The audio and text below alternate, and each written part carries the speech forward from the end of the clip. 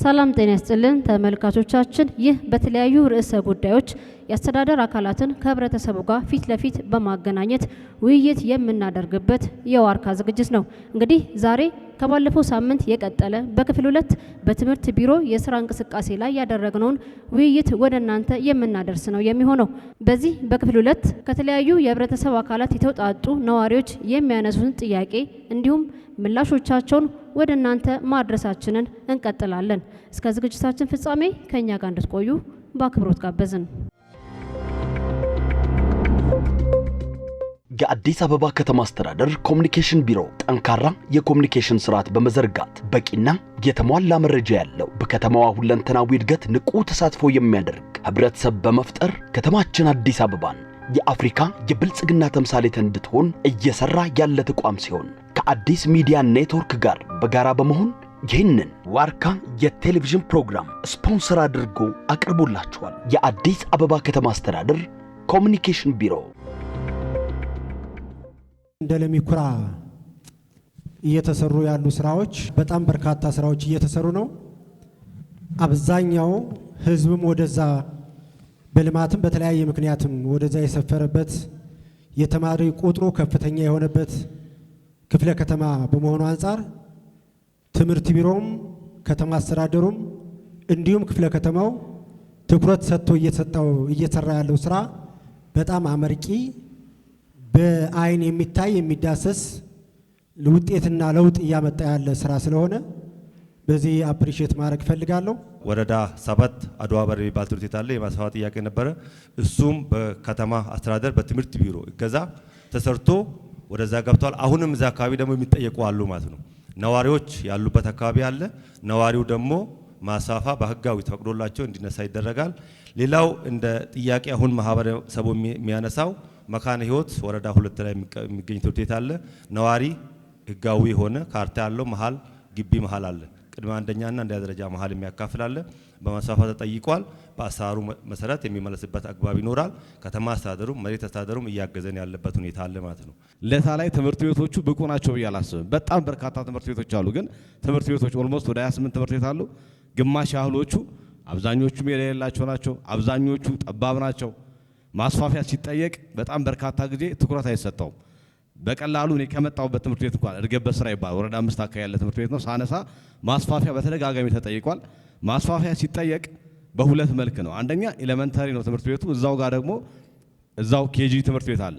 ኬጂ ትምህርት ቤት ነው ሊባል በሚችል መልክ የተቀመጠ አይደለም። በጣም የተጨናነቀ ነው። በጣም ጠባብ ነው። አንደኛ ነገር ደግሞ ትምህርት ቤቱ ከዋናው ትምህርት ቤት ጋር አጥር ይኖረው እንጂ የተለየ አይደለም። ስለዚህ የተጃመለ ስራ ነው የሚሰራውና ማብቃት ትምህርት ቢሮ ትምህርቶችን አበቃለሁ ወይም ተማሪዎችን አበቃለሁ ብሎ ካሰበ ብቃት ባለው መልክ በተለይ ኤሌመንታሪ ላይ የሚሰራው ስራ ጀማሪ ትምህርት ቤት ላይ የሚሰራው ስራ በትክክል ልጆች አሁን ትምህርት ቢሮ የያዘው ስትራቴጂ ምንድነው? እየተጫወቱ ይማራሉ የሚል ነው። እየተጫወቱ ነው ወይ የሚማሩት የሚለው ነገር ትኩረት ቢሰጥበትና የማስፋፊያ ነገሮችን ለባለ ሀብት ከመስጠት ይልቅ ለትምህርት ቤቶች ትኩረት ቢሰጥ። እንደ ቦሌ ክፍለ ከተማ መማር ማስተማር ላይና አጠቃላይ ትምህርት ላይ እንደማነቆ ብዬ የማነሳቸው በእርግጥ የተጀመሩ ናቸው። ነገር ግን አፋጣኝ ምላሽ ይፈልጋሉ ብዬ የምለው አንዱ የማስፋፊያ ጥያቄዎች ናቸው። ማስፋፊያ ጥያቄዎችና የካተትልኝ ጥያቄዎች በሂደት ያሉና የተጀመሩ አሉ። እነዚህን አፋጣኝ ምላሽ እንዲሰጣቸው ነው። ወረዳ 6 እውቀት ወጋገን የማስፋፊያ ጥያቄ ያላት ትምህርት ቤት ነች። መሀል አካባቢ ሳሪስ ጋር ከመሆኑ ጋር ተያይዞ ቦታዋ በጣም ትምህርት ቤቷ ትንሽ ነች። ሰፊ የሆነ ስትራቴጂክ ውሳኔ የሚፈልግ ህፃናት ከሚማሩበት መማሪያ ከመሆኑ ጋር ተያይዞ አካባቢው ለዛ ነገር ምቹ ስላልሆነ ወይ ማስፋፊያውን እንዲሰጥ ማድረግ ወይንም ደግሞ ትምህርት ቤቱን በሌላ መንገድ ሌላ ቦታ ቀይሮ መስራት ይጠይቃልና እንደ ከተማ አስተዳደር ልዩ ትኩረት ቢሰጠው የሚል ነገር ነው ያለኝ። ወረዳ 3 አጼ ቴዎድሮስ የሚባል ትምህርት ቤት አለ። ገበያው አካባቢ ያለ ትምህርት ቤት ነው። የማስፋፊያ ጥያቄ ብዙ ጊዜ ሲነሳ የነበረ ነው። በተለያዩ ምክንያቶች የማስፋፊያ ጥያቄ ለማስፋፊያው የሚነሱ ግለሰቦች ካሳ ጭምር ተሰጥቷቸው ነገር ግን ይሄን ወስኖ ከማስነሳት አንፃር እሱ ሊስተካከል የሚችልበት ሁኔታ ቢፈጠር ነው። የተማሪ ጥምርታን አስመልክተን ዛሬ እንደ ክፍለ ከተማችን በአንድ ክፍል ውስጥ ከ130 እስከ 140 ከዛም በላይ ከፍተኛ ችግር እየፈጠረብን ያለው የማስፋፊያ ቦታ፣ ማስተንፈሻ ቦታ እጥረት ነው። ጄኔራል ዋቆ ሁለተኛ ደረጃ ላይ ማስፋፊያ ጠይቀን ተፈቅዶልን ካርታ ተሰርቷል። ግን እዛ ያሉ ነዋሪዎች ምትክና ካሳ ተሰጥቶ ስላልተነሱ ትምህርት ቤቱ የማስፋፊያ ፍላጎቱን ማከናወን አልቻለም። አንድ ይሄ መሬት ብዙ ጥያቄዎች መልስ ሰጥቶናል። በዚህ አመት ብቻ ከ3 በላይ ትምህርት ቤቶች ካርታ ተፈቅዶልን ቦታ ተሰጥቶን ገንብተናል። ግን ደግሞ ይሄኛው ይቀራል። ይሄ እንደ መሬት አስተዳደር የሚታይ ጉዳይ ቢሆን የሚል ነው። ቦሌ ክፍለ ከተማ ኦዳ አካባቢ ያነሳችሁት ችግር ቅድም ከቤቱ እንደተነሳው በሂደት ላይ ያለ ስራ ነው። መሬቱ አምና ተፈቅዶልናል፣ በመሬት ማኔጅመንቱ ተወስኖልናል፣ ሊዙልም ተፈራርመናል። እዛ አካባቢ ያሉ አርሶ አደሮች አሉ። ለአርሶ አደሮቹ መሰጠት ያለበት ካሳ ተሰጥቶ ማንሳት ነው የሚያስፈልገው።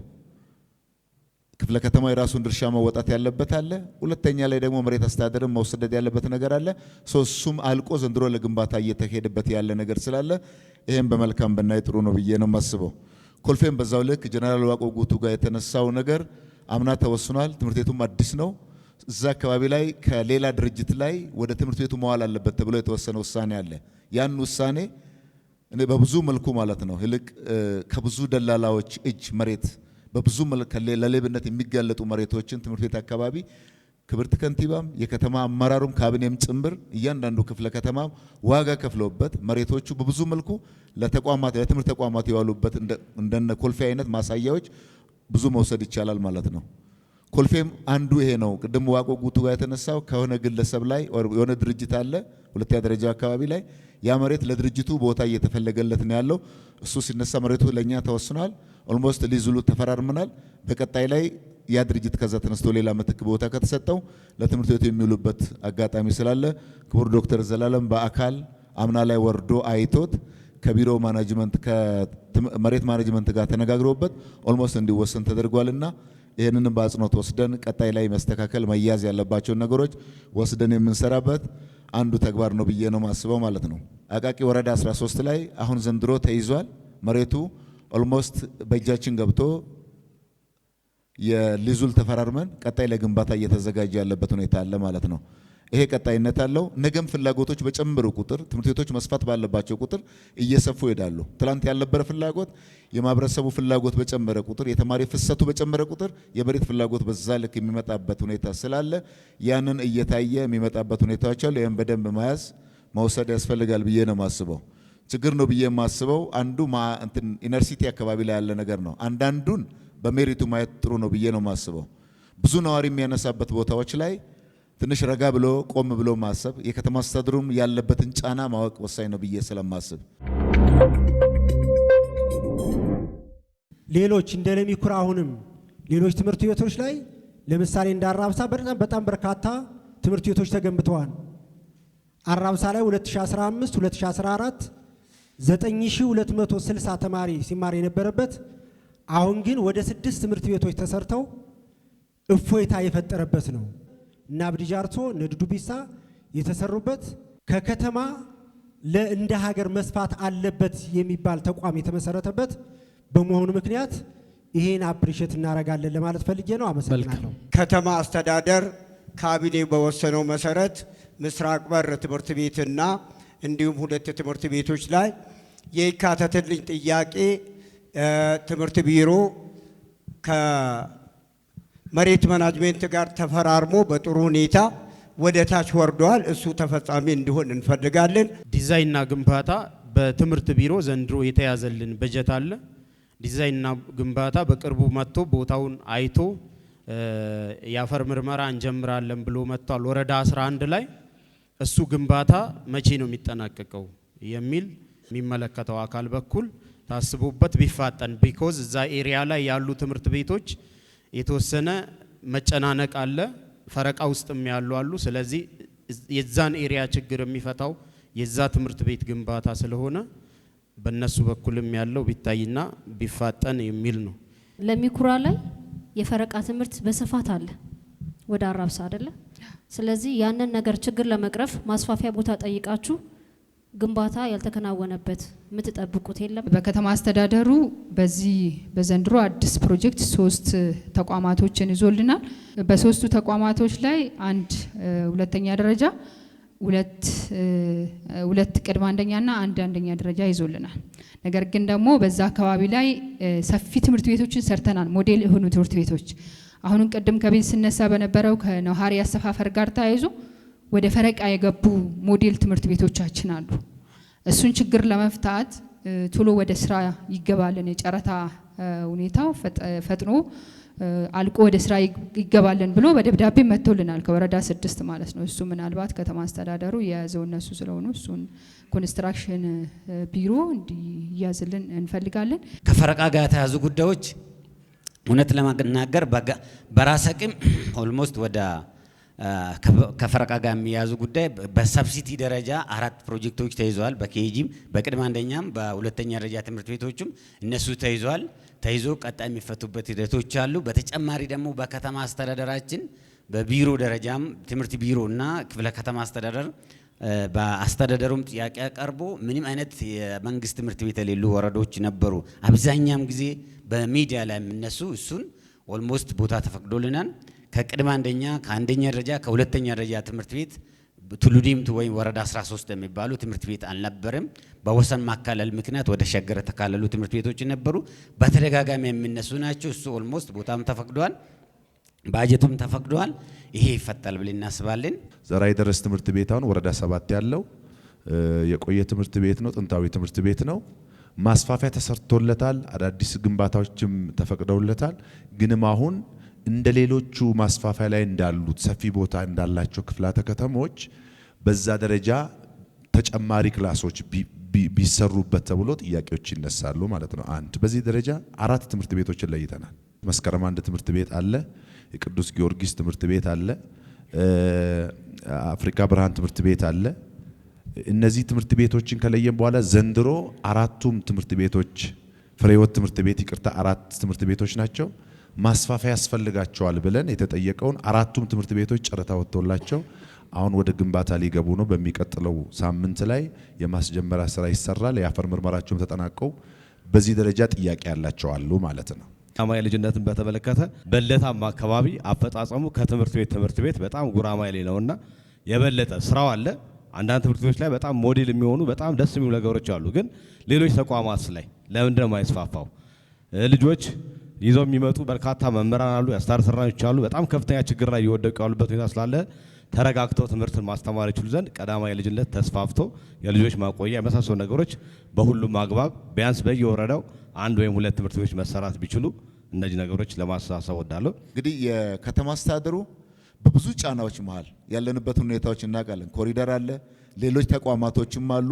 የበለጠ ግን ለትምህርት ትልቅ ትኩረት ተሰጥቶ ከተማ አስተዳደሩ ባለፉት ዓመታት በእርግጠኝነት ለመናገር ለትምህርት ተቋም የሰጠውን ግንባታ ለማንም ሰጠ ብዬ አላስብም፣ በድፍረት ማለት ነው። ምክንያቱም ብዙ ፍሰቶች አሉ። እነዚህ ፍሰቶች ብዙ ምክንያቶች አሉ። ከዚህ አንጻር ብዙ ግንባታዎች ተሰርተዋል። ይሄን በደንብ ማስተዋል በደንብ ማየት ያስፈልጋል። ባለፉት ዓመታት የነበሩት ትምህርት ተቋማት ትላንት በነበረው ፌስ አይደለም ያለ የትምህርት ተቋማቱ ስፋቱም ተደራሽነቱም በዚያው ልክ መታየት አለበት ብዬ ስለማስብ ነው ማለት ነው። ዘንድሮ ብቻ እኔ እንደው ሳላመሰግናቸውም ሳላደንቃቸውም ማላልፈው ክፍለ ከተሞች ለሚኩራ ባለፈው ቅዳሜ ብቻ ቢያንስ ወደ 4-5 ትምህርት ቤቶች ባልሳሳት ቁጥሩን ከተሳሳትኩ ልታረም እችላለሁ የመሰረተ ድንጋይ አስቀምጦ ወደ ግንባታ አስጀምሯል። ኮልፌ በዛ ልክ በርብርብ እየሰራበት ያለበት ሁኔታዎች አሉ። አቃቂ አምና የሰራቸውን በታሪክ አጋጣሚ ግንባታዎች በ58 ቀንና በ50 ቀናቶች ውስጥ ያለቁበት ተቋም ቢኖር ትምህርት ቢሮ ነው ማለት ነው። በግንባታና ዲዛይን ቢሮ በክብርት ከንቲባና በካቢኔው ክትትል ተቋማቶቻችን ግንባታ ላይ ለትምህርት የሚሰጠው ጊዜ ከምንም የበለጠ ከመቼውም የበለጠ ትኩረት ተሰጥቶት እየተሰራ ያለ ተግባር ስለሆነ ይሄን በአጽንኦት ወስደን ቀጣይም ርብርብ ስለሚያስፈልግ ይሄን በደንብ መያዝ አለብን ብዬ ነው ማስበው። የፈረቃ ትምህርት አለ፣ ኦፍ ኮርስ አለ። ለምን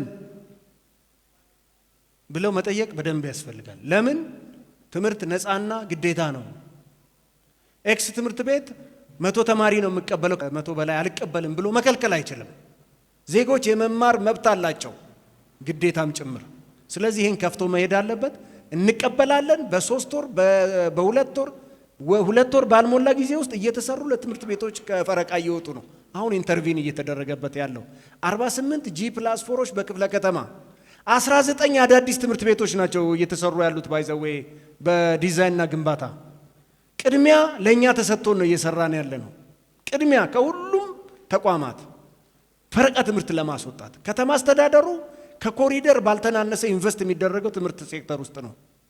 በደንብ ይሄ ማህበረሰብ እንዲረዳው ከፍተኛ ወጪ በትምህርት ሴክተር ነው የሚሄደው። ከፍተኛ ድጎማ የሚደረግበት ሴክተር በምገባ፣ በተማሪ ዩኒፎርም፣ በትምህርት ቁሳቁስ፣ በግንባታ ትምህርት ሴክተር ነው። በአዲስ አበባ ከተማ እንደ ግል ትምህርት ቤት ነው። አንድ የግል ትምህርት ቤት መምህር ስራ ከጀመረ በኋላ 2 ወር 3 ወር ካስተማረ በኋላ በጣም ጥቂት የሚባል ጭማሪ ትምህርት ቤቱን ጥሎ ይሄዳል። ይሄ ትምህርት ቤቱን ጥሎ የሚሄደው ተማሪው በአመት 2 ወይም 3 ጊዜ የተለያየ መምህራን ይፈራረቅባቸዋል። ከለውጥ ወዲህ ተብሎ ከተነሱት ውስጥ አንዱ ትልቅ የሆነ የመልካም አስተዳደር ጥያቄ ተብሎ ሲነሳ የነበረው ከ1600 በላይ መምህራን በኮንትራት ቅጥር ተቀጥረው ወደ ቋሚነት ሲመጡ ከቢሮ ጋር ከተማ አስተዳደሩ ከፐብሊክ ሰርቪስ ጋር በተሰራ ስራ ቋሚ ሆኗል። በኮቪድ ጊዜ ተቀጥረው የነበሩ መምህራን ማለት ነው። ይሄም አንዱ ለመምህራን ከተደረጉ መልካም ነገር ውስጥ የሚነሱ ናቸው። ከፒጂዲቲ አንጻር መማር የማስተማር ስነ ዘዴ ጋር ተያይዞ ትምህርት ሚኒስቴር መፍታት የሚገባውን ጉዳይ በቢሮ ደረጃ ተፈቷል። እንደ መምህራን ማህበር ለቢሮ በመናቀርበው ጥያቄ በጋራ በመንሰራው ምላሽ ያገኘበት አግባብ ነው ያለው። ይህንን ዝግጅት አዲስ ሚዲያ ኔትወርክ ከአዲስ አበባ ከተማ አስተዳደር ኮሚኒኬሽን ቢሮ ጋር በጋራ በመተባበር ነው ወደ እናንተ የሚያደርሰው። እስከ ዝግጅታችን ፍጻሜ አብራችሁን ቆዩ። የአዲስ አበባ ከተማ አስተዳደር ኮሚኒኬሽን ቢሮ ጠንካራ የኮሚኒኬሽን ስርዓት በመዘርጋት በቂና የተሟላ መረጃ ያለው በከተማዋ ሁለንተናዊ እድገት ንቁ ተሳትፎ የሚያደርግ ህብረተሰብ በመፍጠር ከተማችን አዲስ አበባን የአፍሪካ የብልጽግና ተምሳሌት እንድትሆን እየሰራ ያለ ተቋም ሲሆን ከአዲስ ሚዲያ ኔትወርክ ጋር በጋራ በመሆን ይህንን ዋርካ የቴሌቪዥን ፕሮግራም ስፖንሰር አድርጎ አቅርቦላችኋል። የአዲስ አበባ ከተማ አስተዳደር ኮሚኒኬሽን ቢሮ። ትምህርት ቢሮ በጣም በርካታ ቤቶችን ሰርቶ ከከተማ አስተዳደሩ ተቀብሎ ሰጥቶ የቤት ባለቤት አድርጓል መምህራን። ለዚህ ሳናመሰግን አናልፍም፣ ንፉግ አይደለንም። ነገር ግን አሁን ባለው መዋቅር ደግሞ መምህሩ በሌለው ጥሪት በጣም በርካታ ነገሮችን ሰብስቦ ገንዘብ አስቀምጧል።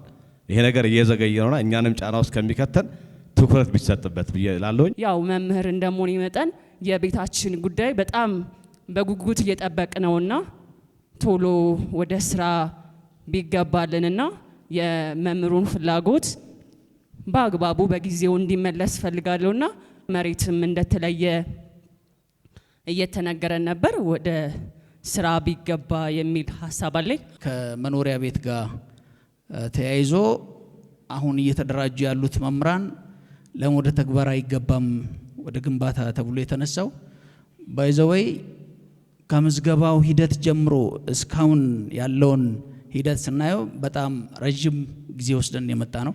በዚህ ውስጥ የቤቶች አስተዳደር፣ ህብረት ስራ ኮሚሽን፣ መሬት አስተዳደር ብዙ አካላት ናቸው ተሳትፈው ከኛ ጋር እየሰሩ ያሉት። ቢሮም ጭምር እያስተባበረ በጋራ እየተሰራ ያለው ማለት ነው። ይሄ ሲደረግ ሁላቸውም የራሳቸው ሚና አላቸው ማለት ነው። ካለፉት ከሰራ ነው ብዙ ከነበረው አሁን የሚቀረው በጣም ጥቂት ጉዳይ ነው። ብዙ ጉዳዮችን አልፈን መተናል ማለት ነው። ስቲል ግን የዚህ ወደ መጨረሻ ፋይናል ጉዳይ ላይ ለመሄድ እየሄድን ባለንበት ሂደት ውስጥ አሁንም የቀሩ መምህራኖች ወደ ሲስተም እንዲገቡ ደግሞ አጋጣሚውን እየተጠቀምን ያለ ነው ማለት ነው። ስቲል ዛሬም እየከፈሉ ያሉ መምህራኖች፣ ቁጠባ እያከናወኑ ያሉ መምህራን አሉ። ከነዚህ ጋር አብሮ ሲሄዱ ለኛ ትልቅ ስኬት ነው። የማህበር ቤት ዘግይተዋል የምትል አንድ ጥያቄ አለች፣ ተነስታለች። አንዱ እኮ ችግር ገጥሞን የነበረው ልደታ ነው። የተነሳውም ከልደታ ዘግይተዋል። አሁንም እኮ እየተደራጁ ነው ያሉት። ይልቅ ይሄ አይሳካም ብላችሁ ችግር ስትፈጥሩባቸው ስለነበረ የሚሳካ ስላልመሰላችሁ ብዙ መምህር እየተደራጀ አይደለም። አሁን በሚቀጥለው ጥቂት ቀናቶች ውስጥ ወደ ተግባር እንገባለን። ያልተደራጁ መምህራን ግን እንዲደራጁ አሁንም መምህራን ማህበር ወስዶ እንዲሰራ በዚሁ አጋጣሚ ለማሳሰብ እወዳለሁ። የዋርካ ፕሮግራም ዝግጅት ክፍል አንዱ የቃኘው የግል ትምህርት ቤቶች ላይ ነበርና የግል ትምህርት ቤቶች ላይ የሚያስተምሩ መምህራን በሰብጀክቱ የተመረቁ አይደሉም። ስለዚህ በሰብጀክቱ ያልተመረቀ መምህር እንዴት ዜጋን ማፍራት ይችላል የሚል ጥያቄ ያላቸውን ወላጆች አግኝተናል። እኛ ሌላ ሙያ ዘርፍ ተመርቀው መምህርነት ሙያ ላይ ለመሰማራት የሚፈልጉ ኮንተንት ዋይዝ የሆኑ ከይዘት ጋር የሚያያዙትን ስልጠና ለመስጠት በዛ ደረጃ ፓኬጅ ተቀርጾ ካሪኩለም ተቀርጾ እየተሰራ ያለበት ሁኔታ አለ። በዛ ማዕቀፍ ውስጥ እየፈታን የምንሄድበት ሁኔታ ይኖራል። ሌላው አዲስ አበባ ትምህርት ቢሮ ከቅድመ አንደኛ ጀምሮ በተለይ አፕግሬዲንግ ላይ ሰርቲፊኬት የነበሩትን ዲፕሎማ እንዲይዙ ዲፕሎማ ያላቸውን ደግሞ ዲግሪ ፕሮግራም እንዲከታተሉና አፕግሬዲንግ ላይ እየተሰራ ያለበት የልማት ስራው እንዳለ በደንብ መታወቅ አለበት። ያው ይሄንን ችግር በዚህ ሶልቭ ይደረጋል ተብሎ በቀጣይነት እየተሰራ ያለ መሆኑን ቤቱ የተነሳው ጥያቄ ትክክል ነው። ጥያቄውን ግን በዚህ ለማስተካከል እየተሰራ ያለበት ሁኔታ እንዳለ ጭምር ለማንሳት ብዬ ነው። መምህራን ብቃታቸው አቅማቸው የሚለካው በተመሳሳይ መልኩ ከትምህርት ሚኒስቴር በሚዘጋጁ የመመዘኛ ፈተናዎች ይቀመጣሉ በየአመቱ። ባለፈው አመት በተመሳሳይ መልኩ ተመዝነዋል።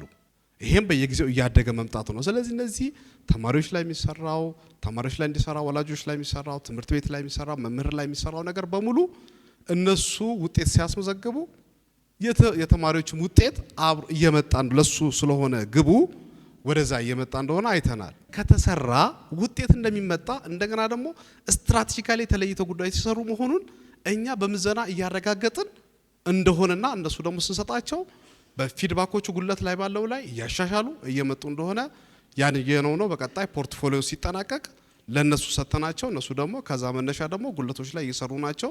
ከየትኛውም አካል የሚመጣን ጉለት ትምህርት ቢሮ እየደፈነ እየሸፈነ ስለሚሰራ ይበርታ ይቀጥል እላለሁ። የአዲስ ሚዲያ ኔትወርክና የአዲስ አበባ ከተማ አስተዳደር ኮሚኒኬሽን ቢሮ በጋራ የሚያዘጋጁት ዋርካ የቴሌቪዥን ፕሮግራምን ነው ተመልካቾች ወደ እናንተ እያደረሰን ያለ ነው። የዛሬው ትኩረታችን አዲስ አበባ ትምህርት ቢሮ ነው። በትምህርት ቢሮ ያሉ ጥንካሬዎች የትኞቹ ናቸው? ችግሮቹ፣ የችግሮቹ የመፍትሄ ሀሳቦችም በዛሬው መድረካችን ይዳሰሳል። አብራችሁን ቆዩ።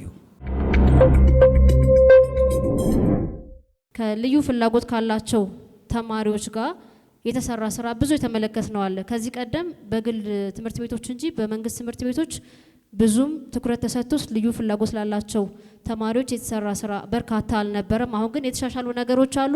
ለምሳሌ በ2009 ዓመተ ምህረት ከነበረ 17971 ልዩ ፍላጎት ያላቸው የተማሪዎች ቁጥር በእጥፍ በማሳደግ በ2018 ዓመተ ምህረት 34117 ማድረስ ተችሏል።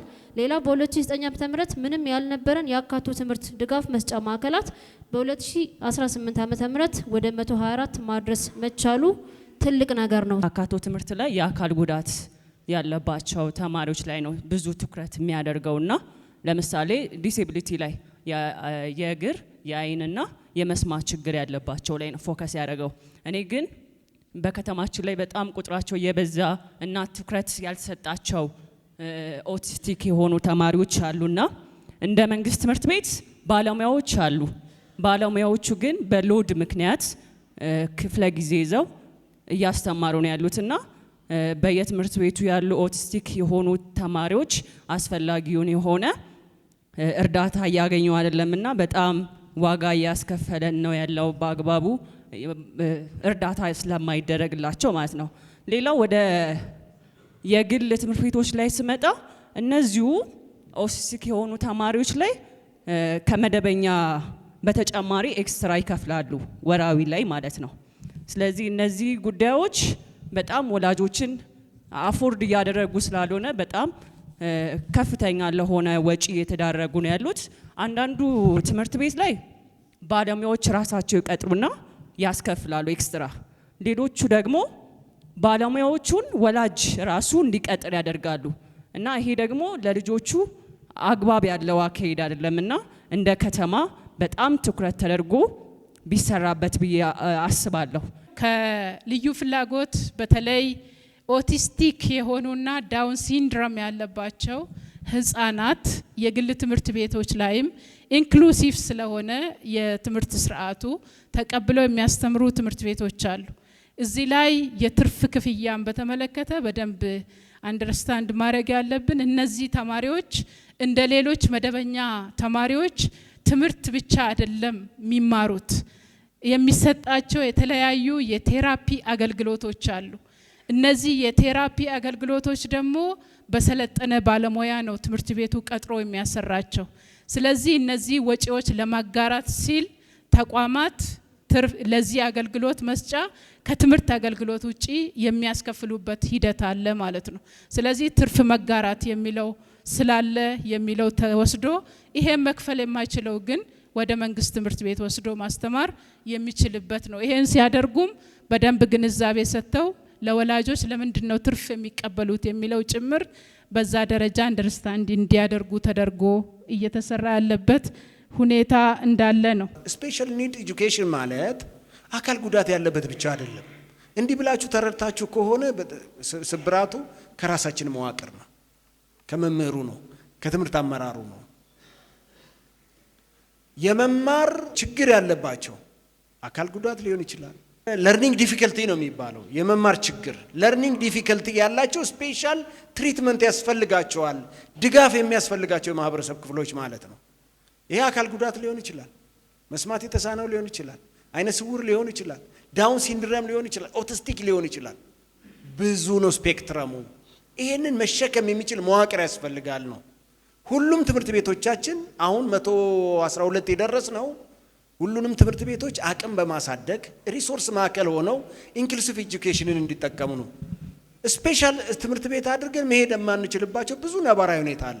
ተማሪዎቻቸው በራሳቸው በተማሪዎች እድገትና ቅልጥፍና ላይ የሚፈጥረው ችግር ስላለ ኢንክሉሲቭ ቦዝ በሪሶርስም በተማሪዎችም ዴቨሎፕመንት ላይ በጋራ እንዲያድጉ እንዲደጋገፉ እያዩ እንዲያድጉ የራሱ የሆነ ኮፒ ለማድረግ አቅም ስላለው ኢንክሉሲቭ ኤጁኬሽን ተከትለን እንሄዳለን። በስፔሻል መልኩ ደግሞ የሚያስተምሩ ትምህርት ቤቶች አሉ። እነሱ ሪሶርስ ማዕከላትም ለተማሪውም ለወላጅም እፎይታ መፍጠር የሚችሉ አደረጃጀት እንዲኖረው ማድረግ ያስፈልጋል ማለት ነው። አንዳንድ ወላጆች ምን አሉን? ትውልዱ ለምን እንደሚማር ያውቃል ወይ? ለምን እንማራለን የሚል አስተሳሰብ አለ። ይሄንን አስተሳሰብ ለመስበር ትምህርት ቢሮ ትውልዱ ላይ ምን እየሰራ ነው? ትምህርት እንግዲህ እውቀት፣ አመለካከትና ክህሎት የምንቀርጽበት ነው። ይሄ ትምህርት ያ ሁላችንም በተፈጥሮ ይዘነው የተወለድነውን አእምሮ በእውቀት የምንሞላበት በእውቀት የምንሞርድበት መድረክ ነው ትምህርት ቤቶች። የሁሉም ትምህርቶች ኮር ፕሪንሲፕል የምንላቸው አሉ፣ ወይም ደግሞ ዋና ብቃቶች የምንላቸው አሉ። ሁሉንም ትምህርት ስንማር ከቅድመ አንደኛ ጀምረን እስከ 12ኛ ክፍል ስናስተምር ተማሪዎችን ዋና ዋና ብቃቶች የሚባሉ አሉ። አንደኛው ይሄ ክሪቲካል ቲንኪንግ ወይም ደግሞ በጥልቀት ማሰብ እንዲችሉ ነው ልጆችን የምናደርገው በየደረጃቸው በየአቅማቸው። ችግር መፍታት ሌላኛው ነው። ፈጠራ ሌላኛው ነው። መማር ደግሞ ሌላኛው በእያንዳንዱ የትምህርት እርከን ላይ የምንሰጣቸው ወሳኝ ብቃቶች ናቸው። እነዚህ ብቃቶች በእያንዳንዱ ትምህርት ላይ ተካተዋል። አካባቢ ሳይንስ ስናስተምር ልጁ የአንደኛ ክፍል ተማሪም ቢሆን ችግር መፍታትን እንዲለምድ እያደረግን ነው የምናስተምረው። ያንን ችግር እየፈታ ሲሄድ ነው እያሰበ በተፈጥሮ የተሰጠውን አእምሮ በእውቀት እየሞላው ይሄዳል። እነዚህ ይዘቶቹ ናቸው። ግን እነዚህን ይዘቶች ስናስተምር ደግሞ እሴቶች አሉ። እሴቶቹ ምንድናቸው? አንደኛው ተባብሮ እንዲሰራ እናደርጋለን። ልጁ በትብብር የቡድን ስራ ይሰጣቸዋል። በቡድን እንዲሰሩ ይደረጋል። ሁሉም ትምህርት ላይ በየደረጃው የሀሳብ ልዩነቶች እንዲያከብሩ እናደርጋለን። ይከራከራሉ፣ ይወያያሉ። ይሄ የእያንዳንዱ ትምህርቶች ላይ እሴቶች የተቀመጡ ናቸው ማለት ነው። ስለዚህ በተፈጥሮ ያላቸውን አእምሮ ይበልጥ እንዲጠቀሙ እናደርጋለን። ኢቭን ተማሪዎቹ እኮ ለምንድን ነው የምንማረው ብለው ከጠየቁ እኮ ትክክለኛ ትምህርት ነው የተማሩት። እንዲያስቡ የሚፈለገው እንደዚህ ነው።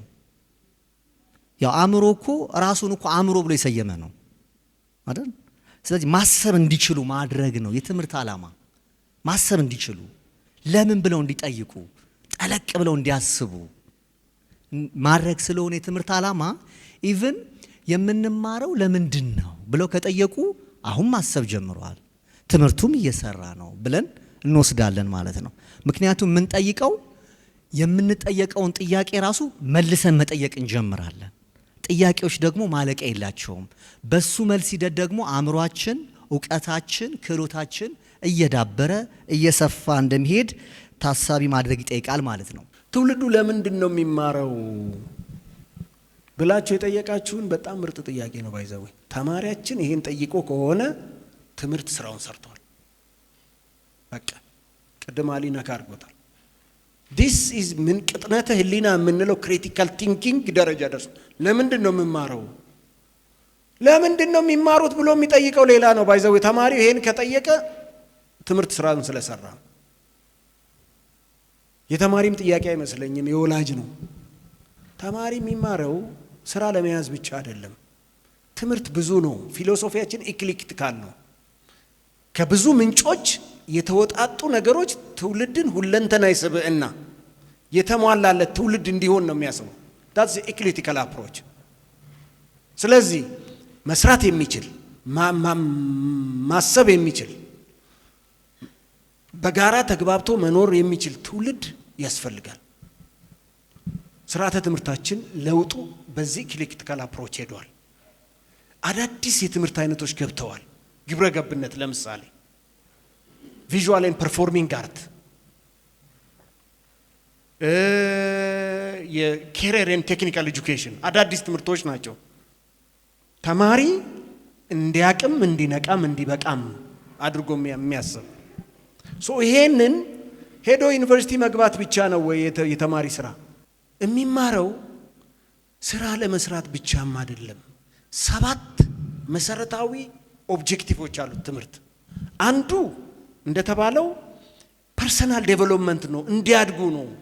የግለሰብ አስተሳሰብን መገንባት ማወቅ፣ ቅድም ያልኩት ክሪቲካል ቲንኪንግ እንዲሆን፣ ክሬቲቪቲ እንዲሆን፣ ኢንቲግሬት እንዲያደርግ፣ ኮኦፕሬት ማድረግ የሚችል ትውልድ እንዲሆን ያስፈልጋል። የመጀመሪያው ይሄ ፐርሰናል ዴቨሎፕመንት ነው። ሁለተኛው ኢኮኖሚክ ግሮዝ ኤንድ ኢምፓወርመንት ነው። ኢኮኖሚካሊ ኢምፓወር መሆን አለበት። ስራ ዕድል ለመፍጠር ፕሮፌሰር ለመሆን ዶክተር ለመሆን መማር ያስፈልጋል። እኔ እኮ ዶክተር አልሆንኩም ዜርፎር አልተማርክማ፣ መማር አለብህ። ለመማር ባለው ኢኮኖሚክ እድል ውስጥ ተጠቃሚ ለመሆን መጀመሪያ መማር ያስፈልጋል የሚለውን በደንብ ትውልዱን መውሰድ ያስፈልጋል። እዚህ ሆነን እኮ ስለ አውሮፓ ሲቪላይዜሽን እና ስለ ኢንዱስትሪያል ሪቮሉሽን ተምረናል። እንድናቅ ነው፣ ታሪክ እንድንገነዘብ ነው፣ የአካባቢያችንን የማህበረሰባችንን የባህላችንን ዴቨሎፕመንት እንድናው። ስራ ዕድል አንዷ ነች። ኢኮኖሚክ ተጠቃሚነት፣ የኢኮኖሚ ተጠቃሚነትና የስራ ዕድል አንዷ ነች ከሰባቱ። ይህን በደንብ እንዲረዳ ማድረግ ያስፈልጋል እና ይሄ ኢምፓወርመንትም ከዚህ ጋር እንዲመጣ ማህበረሰባችን ደግሞ ጤናማ እንዲሆን ስለ ጤናው ስለ አካባቢው እንዲረዳ ማድረግ የሚያስፈልገው ሲማር ነው። ስለዚህ ፐብሊክ ሄልዝ እኮ ከፐብሊክ ኖሌጅ ጋር የተገናኘ ነው። ፐብሊኩ ማወቅ አለበት። ሲያድግ ነው ሶሻል ትራንስፎርሜሽን የሚመጣው። ስለዚህ ዩኒቨርሲቲ ለመግባት ብቻ ወይ ስራ ለመቀጠር ብቻ አይደለም፣ ስራ መፍጠር የሚችል ትውልድ መፍጠር አለብን። የአዲስ ሚዲያ ኔትወርክና የአዲስ አበባ ከተማ አስተዳደር ኮሚኒኬሽን ቢሮ በጋራ የሚያዘጋጁትን የዋርካ ፕሮግራምን ነው ወደ እናንተ እያደረሰን ያለነው ተመልካቾቻችን። እንግዲህ ከአዲስ አበባ ትምህርት ቢሮ ጋር በተያያዘ የተነሱ ጥያቄዎች እነኚህ ብቻ አይደሉም። ሌሎች በርካታ የተነሱ ጥያቄዎችና ሀሳቦች አሉ። ምላሾቻቸውንም ወደ እናንተ እናደርሳለን። አብራችሁን ቆዩ። ሚዲያዎችን የምታግዙን አለ። አንደኛው የተማሪዎች ስነ ምግባር ላይ ህግ አውጥተናል። ተማሪዎች ስልክ ይዘው መግባት አይችሉም። የተማሪ ብቻ አይደለም፣ የመምህርም መመሪያ አለን። መምህሩ ካለባበሱ ከጸጉር አቆራረጡ ጀምሮ የተማሪዎች መመሪያ አለን። እሱ ብቻ አይደለም፣ ተማሪዎች የቲክቶክ አካውንት እንደዚህ የፌስቡክ አካውንት ኖሯቸው በዩኒፎርማቸው ከትምህርት ቤት ጋር ተያይዞ የሚሰሩት ነገር ካለ እርምጃ እንወስዳለን። ግን ይሄ ምን ይፈልጋል? ሱፕራስትራክቸር ይፈልጋል፣ ማለት ሜንታል ሴቲንግ ይፈልጋል። ተማሪዎች አሁን አእምሯቸውን ለገንቢ ነገር መጠቀም አለባቸው። ሱፐርፊሻል ለው ነገር መጠቀም የለባቸውም። ጥልቀት ማሰብ፣ ማንበብ፣ መከራከር፣ በሀሳብ መዋጀት አለባቸው። ስለዚህ ይህንን ለመስራት ደግሞ ሚዲያዎች ራሱ ማገዝ ይኖርባቸዋል። ተማሪዎች ትኩረት ማድረግ ያለባቸው ላይ ኢቭን እኮ ለምሳሌ የኛ ተማሪዎች ዩኒፎርም ለብሰው የሚሰሩትን ቲክቶክ የሚያዩ ሰው ባይኖር ኖሮ እኮ ተማሪዎቹ አይሰሩም ነበር፣ ተቀባይም አላቸው። ስለዚህ ማህበረሰቡም ላይ ሱፕራስትራክቸሩን መስራት ላይ እናንተ ሚዲያዎችም ድርሻ ይኖራቸዋል። እኛም በትምህርት ቤት፣ በማህበረሰብ፣ በወላጅ፣ በመምህር የምንሰራው እንዳለ ሆኖ ማለት ነው። ሶሻል ሚዲያ ላይ በደንብ ሁላችንም ኮንሽየስ መሆን አለብን። በቅርብ ቀናት ውስጥ የምናደርገው ንቅናቄ አለ። ቲክቶክ ያለው ሶሻል ሚዲያ ፔጅ ያለው ተማሪ አይኖረንም ብለናል። ይሄን በማድረግ ወላጅ ሊያግዘን ይገባል። አንዳንዴ እኮ አዋኪውም ራሱ እኮ ወላጅ ነው። ዩኒፎርም ለብሶ ከእናቱ ጋር ከአባቱ ጋር እየጨፈረ አይደለ እንደ ፖስት የሚያደርጉት? ኖ ለምን አይልም? ለምን ኖ የሚል ወላጅ አያስፈልግ? በዚህ እድሜ አንተ መማር ነው ያለብህ፣ በዚህ እድሜ ይሄንን ማድረግ አለብህ ብሎ ማገዝ አለበት ወላጅ። ይሄ ካልሆነ ውጤት አይመጣም። ባይዘው ተማሪ መምህርም በተመሳሳይ ኤሌክትሮኒክ ሲጋሬት ይዞ የሚገባ ተማሪ ከፖሊስ ይልቅ እኮ መምህር እኮ ነው ኃላፊነት ያለው። ለምን የመምህራን ማህበር ይሄን ከሚጠይቅ የራሱን ጥያቄ የራሱን ስራ አይሰራም? ይዞ ከሆነ ለምን አያሳውቀንም? ችግር ሆኖ ከተገኘ ደግሞ ለኛ ለምን ጥያቄው አይቀርብልንም? ለምን እንሰነዝራለን? ኃላፊነቱ የጋራ ነው። በጋራ የምንሻገረው በጋራ የምንሰራው ስራ እንደሆነ በደንብ መውሰድ ያስፈልጋል። እንደምታውቁት አብዲ ጃርሶ ላይ ቤኬ ላይ ብዙ ትምህርት ቤቶች አሉን። ወደዛ የሚመደቡ መምህራኖቻችን፣ ሰራተኞቻችን ከትራንስፖርት ጋር ተያይዞ ትራንስፖርት እዛ ጋር አይደርስም የሚል ጥያቄ ያነሳሉ። ምናልባት ችግር ሆኖ አለ ብዬ የማስበው ከዚህ ከአስፓልት ጋር ተያይዞ ወደ አብዲ ጃርሶ ኮረኮንች መንገድ ስለሆነ ባስ ወደዛ አይገባም በሚል ደረጃ መልስ ይሰጣል። ለሚኩራ ክፍለ ከተማ ሰፈራ ድረስ ነበረ አገልግሎት እየሰጠን ያለ ነው። በአጋጣሚ ይሄ መድረክ ከመዘጋጀቱ በፊት ከትላንት ወዲያ አካባቢው ሄደን አይተናል። ከሁለት ጀምሮ ከሚቀጥለው እሁድ ጀምሮ የትራንስፖርት አገልግሎቱ እስከ ጃርሶ ድረስ ሬዲ ሆኗል። አገልግሎቱ በዚሁ የሚፈታ መሆኑን እንዲያውቁት ነው። እስከ እሁድ ያራዘብንበት ምክንያት እዛ አካባቢ የሚደርሱ መስመሮች ከ4 ቅርንጫፍ ጽህፈት ቤቶች የሚመጡ ተሽከርካሪዎች ናቸው። ወደ ፒያሳ፣ 6 ኪሎ፣ ሜክሲኮ እና መገናኛ ስለሆነ አውቶቡሶቹን በዛው ልክ ማቀናጀት ስላለብን ነው ድረስ ያደረግነው። ከእሁድ ጠዋት ጀምሮ ግን ሙሉ አገልግሎቱ እንደሚጀምር ያው ለክፍለ ከተማው ለማሳወቅ ነው። ከከተማ አውቶቡስም ጋር ተያይዞ ከዚህ ቀደም አንበሳ ባስ ተብሎ በሚጠራው አሁን ሲቲ ባስ ሸገርን ጭምር መምህራን ነፃ እንዲጠቀሙ ሲደረግ ይሄም አሁን የተወሰነ ውሳኔ ነው፣ ሁለቱ ማለት ነው። ከተማ አውቶቡስ ጋር የምንጠይቀው ጥያቄ አለን። ከተማ አውቶቡስን ብቻ አይደለም የምንጠይቀው። ለምሳሌ ብናነሳ ትናንት 11 ሰዓት ሌሊት ጀምሮ የመምህራን የአውቶቡስ አገልግሎት ምን ይመስላል የሚለውን አንድ ሳይት ላይ ተገኝተን ያለውን ችግር ለመፍታት ከህብረተሰቡ ጋር ከመምህራን ጋር ውይይት ስናደርግ ነው የነበረው። ችግሮችን ማሳየት ብቻ ሳይሆን ለችግሮቹ መፍትሄ አካል ሆነን እየሰራን ያለ ነው። በትራንስፖርቱ ዙሪያ ለመምህራን የነፃ ትራንስፖርት አገልግሎት መደረጉ በጣም ጥሩ ነገር ነው፣ የሚበረታታ ነው። ነገር ግን አሁን እዚህ በጽሁፍ የደረሰን ጥያቄ ልዩ ፍላጎት ላላቸው ተማሪዎችና ወላጆቻቸው የነፃ የትራንስፖርት አገልግሎት ቢደረግ ካለባቸው ጫና አኳያ ወደ ትምህርት ቤት መምጣት ይችላሉና ቢታሰብበት የሚል ነገር ቀርቧል። ከዚህ ከልዩ ፍላጎት ጋር በተያያዘ ጥያቄዎች ይቀርባሉ። ያው ከተማ አውቶቡስ ለትምህርት ቢሮ መምህራን ትራንስፖርት ሲሰጥ ያው ትምህርት ቢሮ ክፍያ ይፈጽማል። ክፍያ ፈጽሞ ነው የሚደረገው። በዚህ አጋጣሚ ለተማሪዎች የምንሰጣቸው አሉ። ለምሳሌ ዲቦራ ፋውንዴሽን ለሚባል ልዩ ፍላጎት ትምህርት ቤት ላይ ለሚሰራ ተቋም የትራንስፖርት አገልግሎት እንሰጣለን በ2 አውቶቡስ። እስካሁን ጥያቄው አልቀረበም። ጥያቄው አሁን እኛ ጋር አሁን በእናንተ በኩል ቀርቧል። ጥያቄውን ወስደን ምንድነው የሚለውን አጢነን መልስ የምንሰጥ ይሆናል።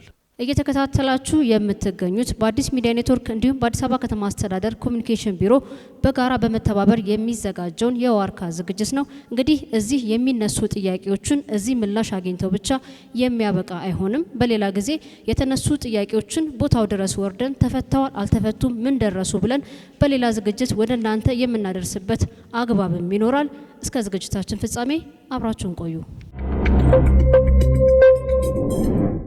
ከውሃ ጋር ታይዞ የሚነሳ እኛ ጋር የፈረቃ ውሃ ከትምህርት ቤቶች ምገባ ጋር ታይዞ አመቺ አይደለም በሚል ደረጃ ይነሳል ማለት ነው። ይሄን ስናነሳ ብዙ ጊዜ ከቅርንጫፍ ጽህፈት ቤቶች ኃላፊዎች ጋር ግንኙነት አለን፣ ውይይትም እናደርጋለን። ፈረቃውን ማስተካከል አልቻልንም በሚል ደረጃ ያነሳሉ። ምናልባት ብዙ ትምህርት ቤቶች አሉን የሙሉት የትምህርት ቀን ላይ ፈረቃ የሚበዛባቸው ወይም ደግሞ የውሃ ፈረቃ የሚበዛበት ማለት ነው። እዛ የምገባ ስርዓቱ ላይ ጫና ፈጥሮብናል የሚል ሀሳብ ይነሳል ማለት ነው። አንዳንድ ቦታ ላይ እነሱም ካልተቸገሩ በቦቴ ያደርሳሉ። እሱን እናመሰግናለን። ግን ቀጣይ በትኩረት ቢታይ እንደ ክፍለ ከተማችን በተለይ ለምገባ ትልቅ ማነቆ የሆነው የውሃ ችግር ያለባቸው ትምህርት ቤቶች አሉ። ለምሳሌ ወረዳ 6 ላይ ምስራቅ በር ቁጥር 2 የውሃ ችግር ያለበት ውሃ በፈረቃ የሚመጣበት ነው። ሌላው አየር አምባ አንደኛ ደረጃና አየር አምባ ሁለተኛ ደረጃ ትምህርት ቤት ላይ የውሃ ችግር አለ። እርጂ እንደዚሁ የውሃ ችግር አለ። አንዳንድ ቦታ ላይ የምንሰማው በሳምንት አንድ ቀን ወይ 2 ቀን ይሆናል ተራው፣ ነገር ግን ያ ቀን የሚውለው ቅዳሜና እሁድ ላይ ነው የሚል ነገር አለ። እናንተ ጋስ? አዎ ለምሳሌ ቅዳሜና እሁድ የሚመጣበት አለ። ቅዳሜና እሁድ ሲመጣ ምንም አያደርግልሽም ለትምህርት ቤት፣ ቢያንስ በትምህርት ቀናቶች አይመጣም። የሚመጣውም ውሃ በቂ አይደለም፣ ወደ ትምህርት ቤቱ የሚገባው ውሃ በቂ አይደለምና ለመጋቢ እናቶች ማነቆ ነው። ስለዚህ ምንድነው የምናደርገው እኛ ውሃ በቦቲ ነው የምንገዛው። ይሄንን ወይ የጉድጓድ ውሃ የራሳቸው እንዲኖራቸው ይሄንንም በተደጋጋሚ ጥያቄዎችን አቅርበናል። ለምሳሌ ገርጂ ላይ ጀምረናል የጉድጓድ ውሃ እንዲቆፈርላቸው። ልክ እንደዚህ ለሌሎች ትምህርት ቤቶችም ይሄንን የሚስተካከልበት ወይም ደግሞ ቢያንስ በፈረቃም ቢሆን ውሃ የሚመጣው በትምህርት ቀን የሚሆንበትን ጥያቄ ነው የማቀርበው ማለት ነው። ውሃ በከተማ ውስጥ እጥረት ስላለ ብቻ አይደለም ውሃ የሚያጥረን። ባለሀብቶች፣ ትልልቅ ድርጅቶች የውሃ ጉድጓድ መቆፈር የሚችሉት ሊቆፍሩ የሚችሉበት አስገዳጅ ሁኔታ መፈጠር አለበት። ምክንያቱም የከተማ አስተዳደሩ ሚኒመም ለትምህርት ቤቶች ከ3 እና ከ4 በላይ ሮቶ ገዝቶ ፕሮቫይድ አድርጎናል። በጣም ምስጋና አለን። እኛ ያስቀመጥናቸው ሮቶች ሳይሞሉ ውሃው የሚቋረጥበት ሁኔታ አለ። በጣም በብዙ ትልልቅ ኮንቴነር ሊመስሉ በሚችሉ ውሃ እንትኖች ሮቶች ባለሀብቶችና አቅም ያላቸው ሰዎች ውሃውን ይወስዱታል። ስለዚህ ትምህርት ቤት ላይ ተቋማት ላይ ይሄን አውትሶርስ አድርገው መገንባት የሚችሉበት እድል ያላቸው ግለሰቦች ወይንም ተቋማት አስገዳጅ ሁኔታ ቢፈጠር የሚል ነገር አለኝ። ውሃ እናውቃለን እንደተባለ በጣም ትክክል ነው። እንደ ከተማም የውሃ እንቅስቃሴ የአቃቂ በባህሪ የውሃ ከስተምድር እንደመሆናም መጠን ትምህርት ቤቶች አካባቢ ቅዳሜና እሁድ ነው የሚመጣው። አንጻራዊ እነኚህ ቅዳሜና እሁድ ማምጣቱን ብቻም ሳይሆን ማታ ማታ የሚመጣበት ሂደቶች አሉ። ስለዚህ ሙሉ ውሃ ለማግኘት ኢቭን የሚቋረጥባቸው ሂደቶችም አሉ። እሱ ይነሳል። የከተማ አስተዳደሩ ላይ ያለውን የውሃ እጥረት እናውቃለን በየቤታችን ስለምናውቅ። ይሄንን የውሃ እጥረት ችግር ለመቅረፍ የከተማ አስተዳደሩ ከፍተኛ በጀት ከሚመድብላቸው ተቋማት አንዱ የውሃና ፍሳሽ ባለስልጣን ነው። እዛ ያሉ የስራ ኃላፊዎች፣ ባለሙያዎች ያለሰለሰ ጥረት ነው 24 ሰዓት የሚያደርጉት ይታወቃል። የምገባ ስርዓቱ የውሃና ፍሳሽ ድጋፍ ባያደርግ፣ በቦቲ ማቅረብ ባይችል፣ በፈረቃ እንዲመጣ ባያደርግ ኖሮ እኮ ይሄን ማሳካት አንችልም ነበር። ይሄ በደንብ መያዝ መሰመር አለበት። አሁን እዛም እዚህም የሚነሱ ጥያቄዎች እንደው ይሄንን ችግር አቃለን አቀርፈን የምገባ ስርዓታችንን በደንብ አድርገን የተሟላ ከማድረግ የተሻለ እናድርግ ከሚል ፍላጎት እንደሆነ ሚዲያው ይሄንን ይረዳል። አንደኛው የውሃ ይቆራረጣል ኃይል የለውም የሚል ነው። ከተነሱ ጥያቄዎች አንዱ እሱ ነው። እንግዲህ እንደ ከተማ የውሃ ፈረቃውን የምናወጣው ከማዕከል ጀምሮ ስለሆነ ማለት ነው። ከሶርሳቸው ማዕከል አድርጎ ማለት ነው። የተለያየ ሶርሶች ስላሉት ማለት ነው። ሁሉም ከአንድ ሶርስ አያገኝም። ከተለያየ ከተበታተነ ሶርስ ጋር ስለሆነ እንደ ከተማ ወደ 1933 ፈረቃ የሚሰራባቸው የቀን በቀን የፈረቃ ቦታዎች አሉና አቅርቦቱና ፍላጎቱ ባለመጣጣሙ ወደ ፈረቃ የተገባበት ሂደት ይሄ ነው ዋነኛ ነገሩ ማለት ነው። እና ሶርሳቸው ደግሞ ከቦታ ቦታ ስለሚለያይ ማለት ነው። የተለያየ 5 ሰብ ሲስተሞች ስላሉ ስለዚህ ውሃ በተለያየ መልኩ ሊቋረጥ ይችላል። አንደኛው በመብራት ኢንተራፕሽን የሚቋረጥበት ጊዜ አለ። በመስመር ስብራት የሚቋረጥበትና ቴክኒካል በሆኑ ጉዳዮች የሚቋረጡበት ጊዜ አለ። ይህን እንግዲህ ለማሻሻል ቅድም ከመድረክም እንደተነሳ የተለያዩ ስራዎች እየተሰራ ነው ያለው። በተቻለ መጠን ትምህርት ቤቶችና ምገባ ቦታዎች ላይ ፈረቃ የለም ብለን ልናስቀምጥ አንችልም። ምክንያቱም ትምህርት ቤቶቹ ያሉት ነዋሪ መሀል ነው ያሉት። ነዋሪ መሀል እስከሆነው ድረስ አብሮ ነው ፈረቃ የሚሰራበት። ስለዚህ በተቻለ መጠን መስመሩ አመቺ ከሆነ ለብቻ ዴሊጌትድ የሆነ ከፈረቃ የሚወጡበትን መልኩ ለማመቻቸት ጥረት ይደረጋል። አንዳንዱ ግን ለነሱ ብቻ ተብሎ የሚዘረጋ መስመር ስለሌለ ማለት ነው ከአጠቃላይ ከዲስትሪቢዩሽኑ ላይ የሚያገኙ ስለሆነ እነሱም ብቻ ነጥሎ የማውጣት እድል የሌላቸው ቦታዎች ስላሉ ማለት ነው። እነዚህን የምንሸፍናቸው በተሽከርካሪዎች ነው፣ በውሃ ቦቴዎች ነው ሰፕላይ ለማድረግ እየሞከርን ከፈረቃቸው ውጭ ማለት ነው። በውሃ ቦቴ እንዲቀርብላቸው እያደረግን ያለ ነው ማለት ነው። ትምህርት ቤቶች በተቻለ መጠን ምገባ የሚካሄድባቸው በየክፍለ ከተማው የተለዩ ትምህርት ቤቶች አሉ። ለነዛ ትምህርት ቤቶች በቦቲ ሁሉም ቅርንጫፍ ጽህፈት ቤቶች ቦቲ ስላለው ቅድሚያ ሰጥቶ እንዲሰጥ እያደረግን ያለንበት ሂደት ነው ያለው። እንደዚሁም ከትምህርት ቢሮ ጋር እየተነጋገርን አንዳንድ ትምህርት ቤቶች ላይ በጥናት የጉድጓድ ቁፋሮ እየተካሄደባቸው ያሉ ትምህርት ቤቶች አሉ። እዛው ትምህርት ቤቱ ግቢ ጉድጓድ ይቆፈራል፣ ቅድሚያ ለእነሱም ይሰጣል፣ አካባቢው ነዋሪም ይሰጣል። ቅዳሜና እሁድ አሁንም እናያለን፣ ግን አንዳንዶቹ አስገዳጅ ናቸው። ሶርሳቸው ራሱ የሚመጣበት ሶርስ እየሰጠ ስለሚመጣ ማለት ነው።